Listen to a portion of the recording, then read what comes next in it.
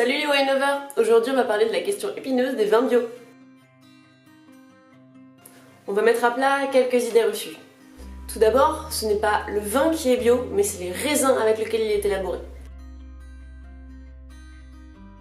Il faut savoir que se lancer dans la viticulture biologique pour un viticulteur c'est quand même un grand défi. Le problème c'est que la culture de la vigne c'est quand même très compliqué et très exposé. À partir du moment où c'est de la monoculture, c'est-à-dire une seule plante est cultivée, les plantes, le sol sont beaucoup plus exposés parce qu'il est moins capable de se défendre tout seul.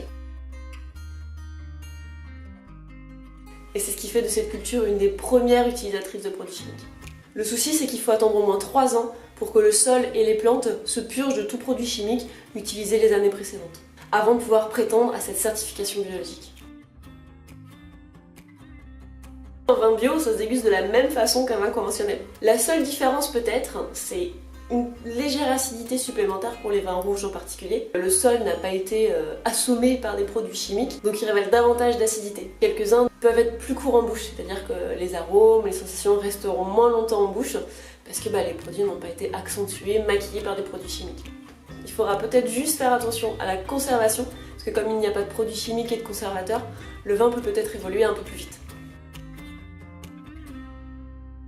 Il faut savoir qu'il existe déjà de nombreux labels à poser directement sur les étiquettes qui nous permettent de nous orienter et de savoir si le vin est bio ou non. Vous avez le label Terra Vitis, le label HVE, haute valeur environnementale, le label AB, agriculture biologique, le plus classique.